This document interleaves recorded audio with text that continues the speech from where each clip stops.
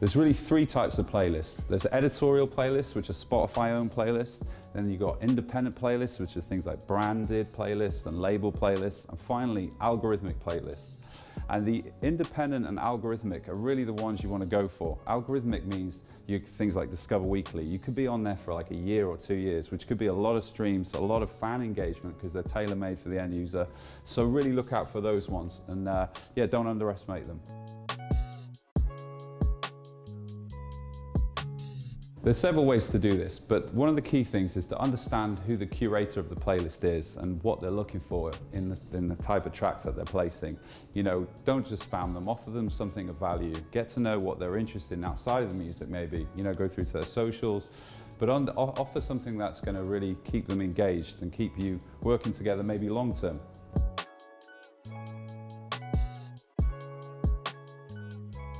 One of the biggest misconceptions we're finding in the industry at the moment is that having a lot of streams suddenly converts into a lot of fans, and that's not always the case. We're finding artists with millions of streams, but hardly anyone's turning up to the show, and they're wondering why. And a lot of the time it's to do with passive listening versus active listening.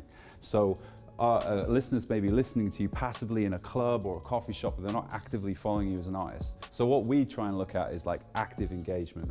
Who's actually following you, who's saving your playlist, and pay attention to those people because they're the ones that are actively engaging with you as an artist, and you know, offer them something of value, you know, engage with them.